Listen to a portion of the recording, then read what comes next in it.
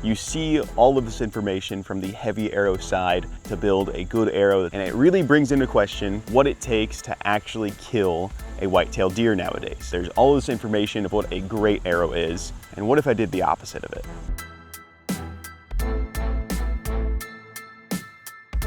Gentlemen, the one lady who's gonna see this, and who can forget about the guys who might get upset at what the video is about today. Welcome back to the channel. If this is your first time seeing one of the videos, you picked a really polarizing topic to start watching. So go ahead, check out some of my other videos if you don't like this one. If you do like this one, welcome to the channel. I'm right up your alley. Let's get into the topic at hand and the reason why you probably clicked on this video. So if you have been in the archery community for any time, chances are that you have most likely heard the argument of arrow weight get brought up. Whether you need to shoot a super light arrow and a fast arrow, or not even if you need to, if it's just a good idea, or if people preach to shoot a lighter, faster arrow and prioritize accuracy.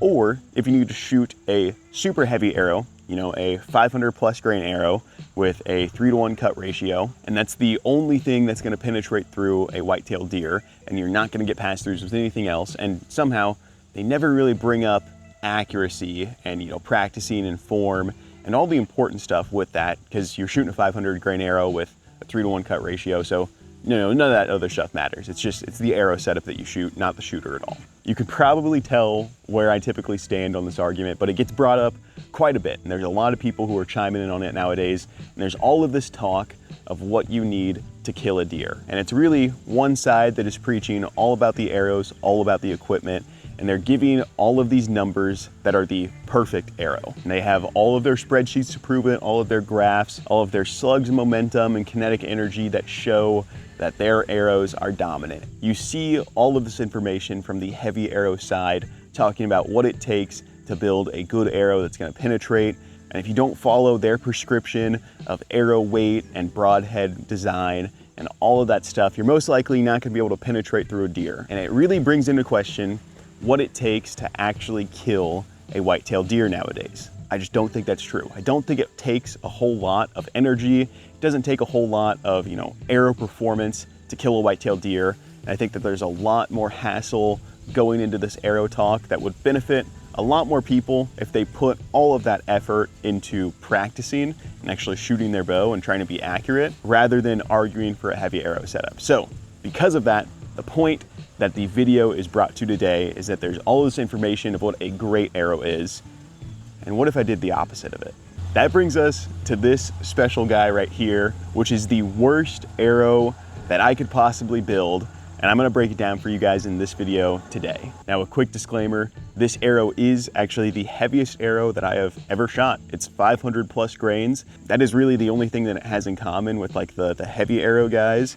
That, and it's also made in China, so it kind of is similar to serious archery. But other than that, all of the stuff that they preach as a need for a good hunting arrow that you're gonna be able to kill an animal with, it is not. I'll be honest with you. So let's get into the stats today, and then we're gonna shoot this thing. And then it's actually gonna be a two-part video, because in this first part, I'm gonna introduce you guys to the arrow. I'm gonna tell you about it, tell you the stats, and then part two, when hunting season comes around, is I am actually going to shoot a deer with this arrow, and I'm fully comfortable with it. And I still am gonna be comfortable with it after I describe what is inside of this arrow that makes it the worst arrow that I can. So let's get down to the internals on this bad boy and how I built it. So from tip to butt, we have a 100 grain field point up front. We then have a 18 grain stock aluminum insert. This arrow is cut to about 25.5 inches. That's my draw length. I have tiny arms, I know. The back is where this thing gets real interesting. So we have a 3-fletch with the boning blazer vanes, you know, right helical, all the usual stuff for me.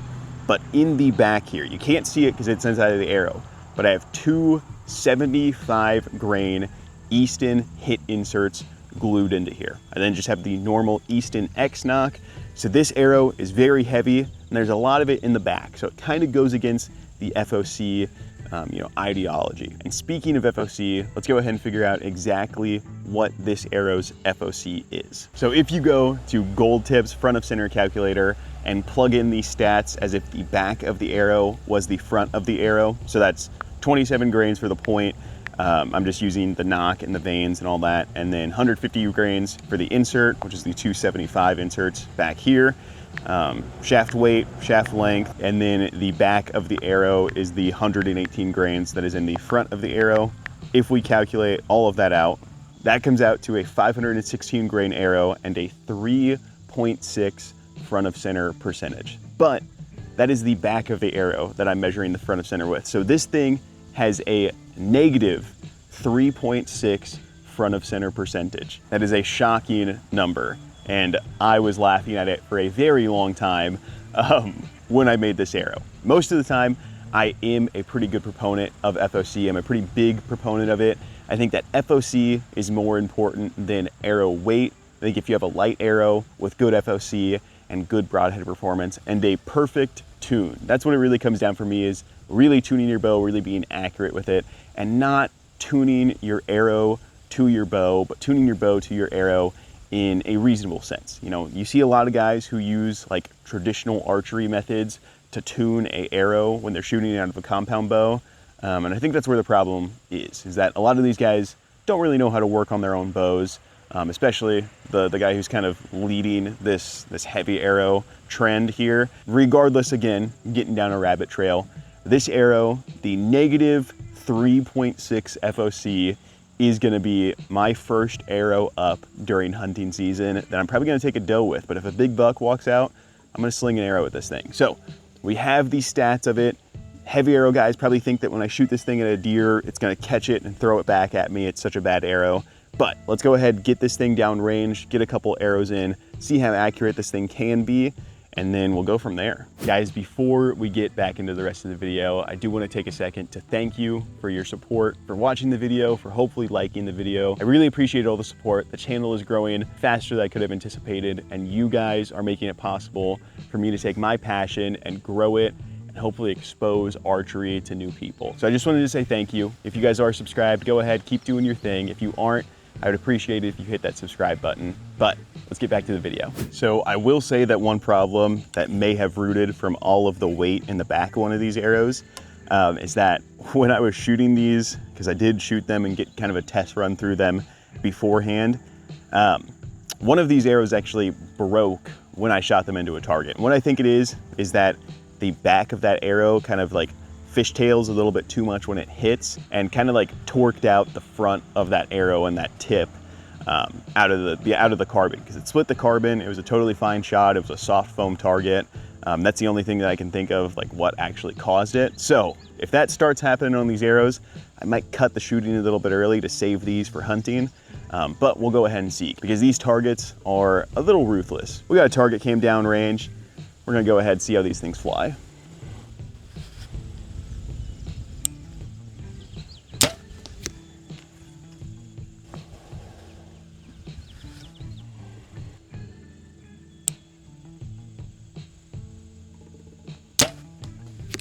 Ooh, there we go.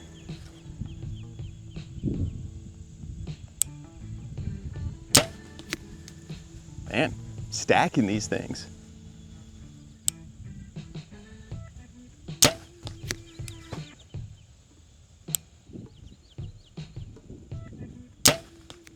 These things fly pretty good. You know, for the worst arrows I can make, they're pretty accurate. It's almost like it's the shooter and not the arrows. That's weird. I hate to say that I jinxed myself, but yeah, a tip did pull out of one of these arrows. I didn't break it or anything like that, but I think it's just these harsh targets. So we're gonna go ahead, stretch the distance out a little bit more, shoot one more group, then we'll talk about some closing points. All right, let's go ahead and move my sight tape. I don't have a sight tape built for this, so I'm just kind of guessing, but it is a 100 grain difference in these arrows from what this actual sight tape is built for, so we'll see how they roll. There we go. Pretty good guess.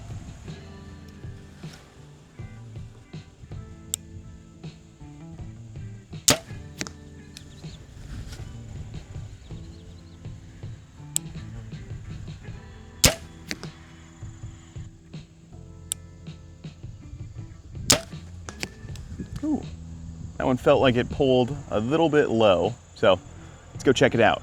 So there we have it, the worst arrow that I could build when I thought of how to build an arrow. I don't think I've actually said the name of this arrow.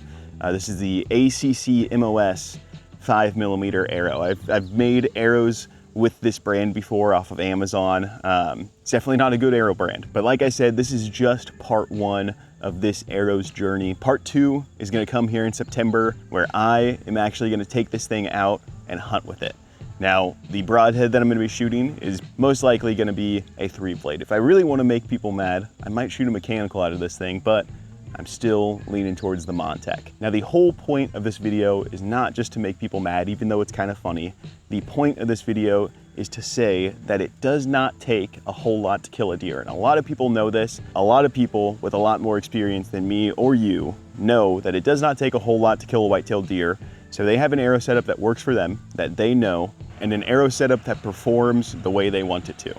And once they have that, they focus on accuracy. You will never find a really good shooter that does not preach accuracy. You'll never find a really good hunter that does not preach accuracy. A lot of top tier, super experienced, world-class hunters, they don't really talk a whole lot about a heavy arrow with this amount of FOC. They don't get caught up in all that. It's accuracy, accuracy, accuracy. And a big argument that I feel like discredits you as a hunter that, a couple people, one heavy arrow guy in particular, likes to throw around is that, those are superhuman shooters. Those are not regular people. I feel like that discredits you as a hunter, because at the end of the day, an arrow does not care who is shooting it. An arrow does not care if the best shooter on the planet or the worst shooter on the planet is shooting it. It's still gonna have the same performance. As long as you can hit what you're aiming at, that arrow is gonna perform the exact same way as it would, no matter who is shooting it. If the stats are the same, if your energy is the same, if you have the same draw length and draw weight and arrow setup as Levi Morgan, your arrow is gonna perform the same way as his arrow when it impacts the same animal in the same situation, right? Like, the person shooting it doesn't affect the energy of the arrow at all. And, and that person likes to say that, he preaches to regular people, to Joe Lunchbox, who might be a dentist or, somebody in a different field that's really good that just likes to hunt. Again, I feel like that discredits you, because if you like to hunt, if you like to bow hunt, if you want to be ethical, you should prioritize practicing and prioritize being accurate. And it is wild to me that talking about prioritizing accuracy and being accurate is a polarizing statement nowadays. It boggles my mind. So let me know what you guys think in the comments down below. Go ahead, tell me what you guys prioritize when you're thinking about hunting, when you're going into hunting season. If you prioritize practice and accuracy, or if you prioritize arrow weight. If you do, let me know why. Let me know why you think that is more important than practice. I honestly really am up to hearing different input from people. I like to joke around, I like to be sarcastic, but at the end of the day, we're all hunters. So let me know what you guys thought about this video. Let me know how you think this thing is gonna perform during hunting season on a deer. Leave a comment down below, like the video, subscribe, keep watching the channel. I appreciate each and every one of you guys. Above all else, have an absolutely blessed day. Take care.